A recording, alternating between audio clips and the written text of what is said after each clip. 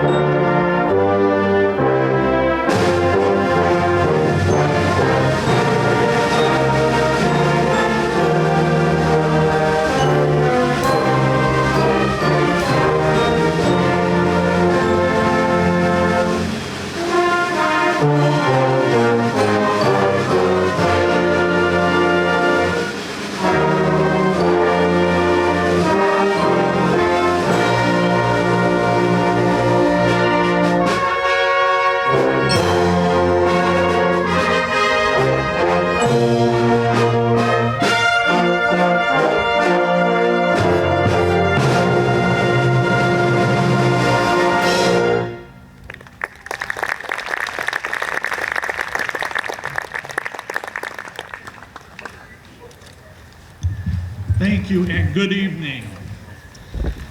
Welcome to the third concert of the Watertown Municipal Band Concert Series in the Park for the summer.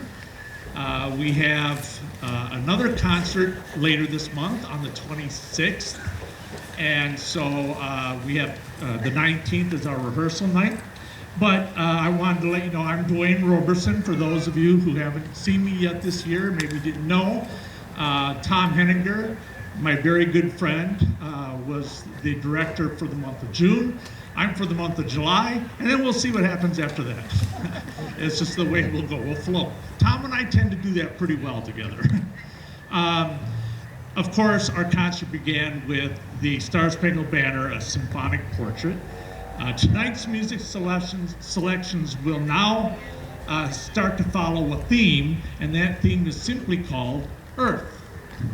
Pretty simple theme, but it will include music from all over this planet that we call home. Our next selection was written by Elmer Bernstein and arranged by Paul Lavender.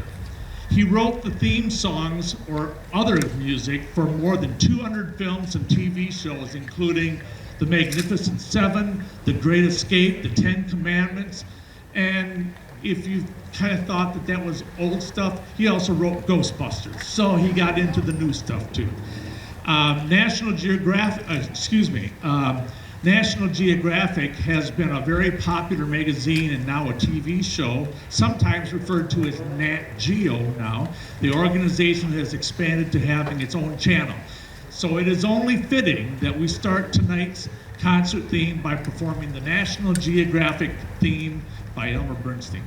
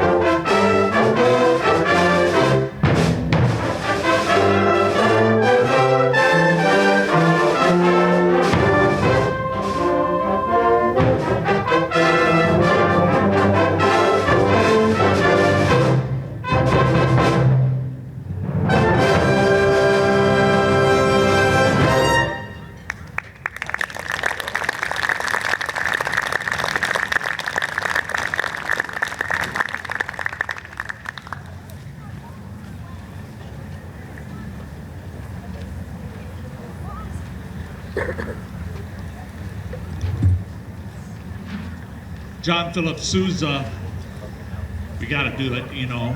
We're always doing John Philip Sousa. But, you know, which one did we pick, do you think, for tonight? If you know your John Philip Sousa titles and the theme is Earth, well, he had many different people throughout the world, through all the different kinds of groups and all ages of people that are playing his music or have been playing his music. When asked about his new march, Hands Across the Sea, so if you guessed Hands Across the Sea, you got that. This was in the 1890s, that it was a new march. And he was interviewed and he said this, quote, "In every country in the world, there are people, many of them, who look upon the United States as being the ideal republic, big, strong, progressive, and in every way the model after which other nations should be patterned. They regard the United States as having the one ideal government of the world, and they teach their children so too. They feel friendly to us and to our institutions, and the Hands Across the Sea was written simply as an expression of friendship and good feeling toward all those people of foreign lands who regard us so favorably," end quote. 1890s. This is Hands Across the Sea.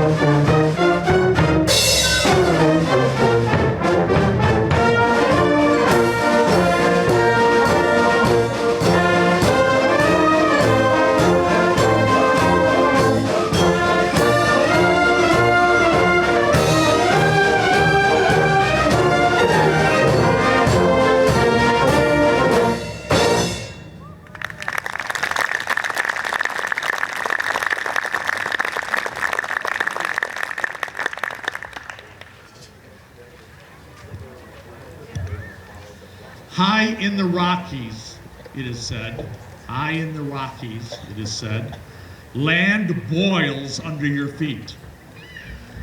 I just had my wife and I just had a chance to be out there for the first time in our lives, just within the last year, and it was amazing, awesome things. In 1872, 3,472 square miles of the Yellowstone area was designated a national park. In John Klein's Yellowstone Suite, the first movement portrays a panoramic view of the incredible natural beauty and the awe-inspiring wonders of Yellowstone. Even though Yellowstone suffered some wounds recently due to weather, nothing can take away her majestic nature. This is the first movement of the Yellowstone Suite by John Klein.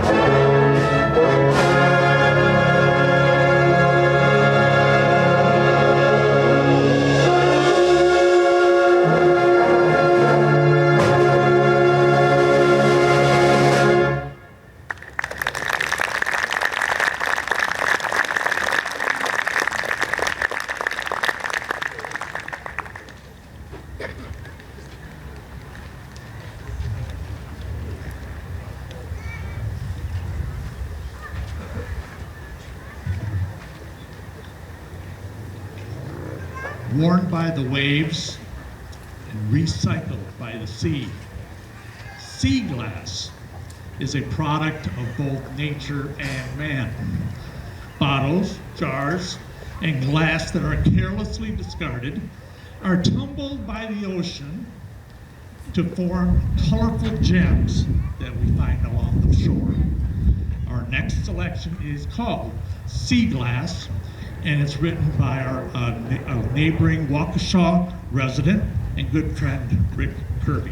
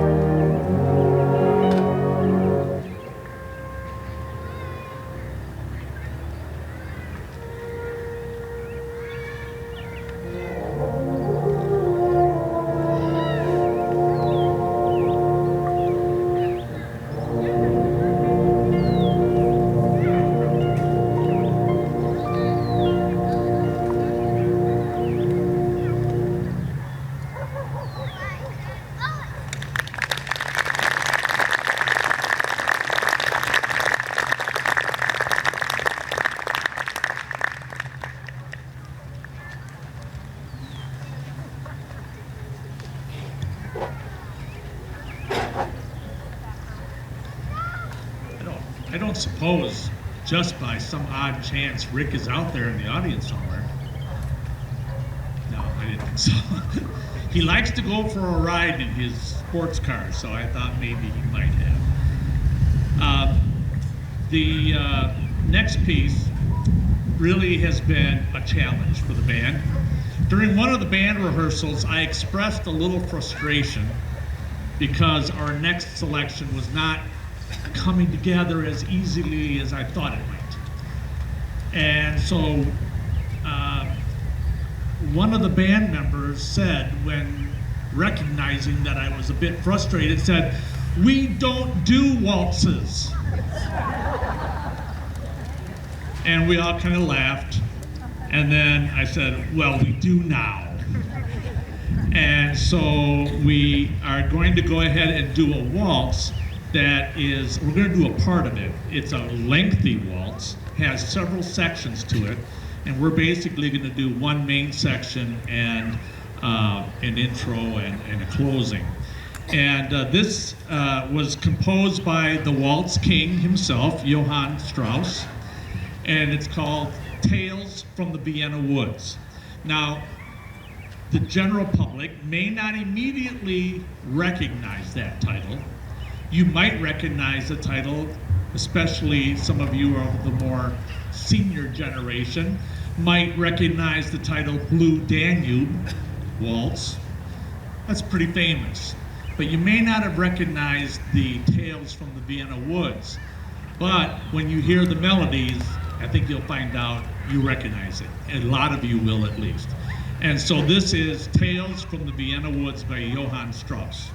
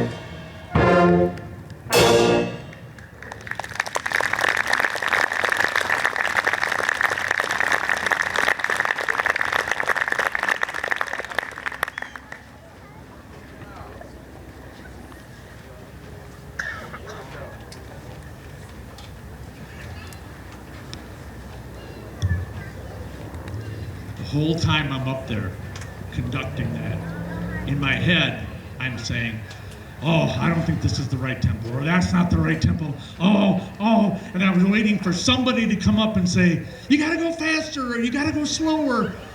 I'm glad nobody did, because I was worried. But it's fun to play that type of music, and there's so many great styles and changes in that it's just fun to do overall. So this is another one that maybe some people would say, well, you have to be of a certain age to really remember it. And yet, I know some of my grandkids have seen this movie, and they know some of the songs when it comes up. I've heard lots of kids singing these songs, but they might not necessarily remember how the movie starts. One of the most memorable, beautiful, majestic, and awe-inspiring scenes to open a movie comes from Rodgers and Hammerstein's The Sound of Music. The landscape depicted in this scene shows many of the Earth's most wonderful gifts, but let's not forget the incredible music from this great music and the very moving Climb Every Mountain. And maybe Climb Every Mountain is something maybe we can all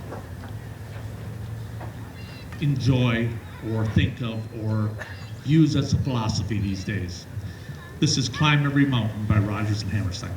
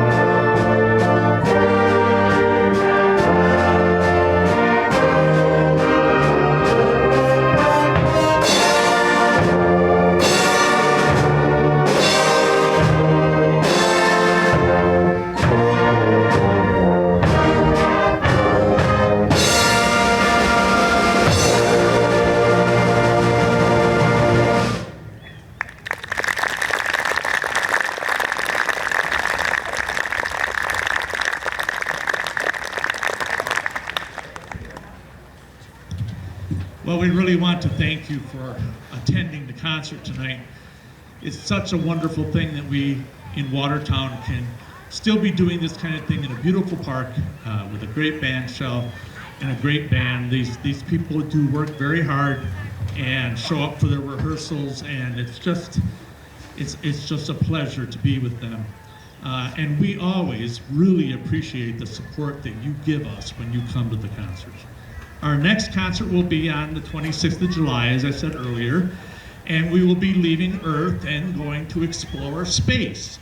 And you know, I thought it was kind of interesting that today, the big news broke that we got a whole new vision way, way out in the galaxy.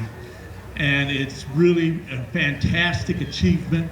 And I thought, what a perfect time to then do a theme on space. We have these recent discoveries. And on that concert, we will be featuring Bill Eddington on trumpet. And he will be playing basically an old warhorse. I'm not talking about Bill, I'm talking about the song. He would be playing an old warhorse song that is just, he ignores me. That is just a really great tune, and the band has a really cool part in it as well. And so I hope you'll come to see that. It'll be a lot of fun. So we will close now tonight's concert by traveling to Philadelphia and visiting the Liberty Bell.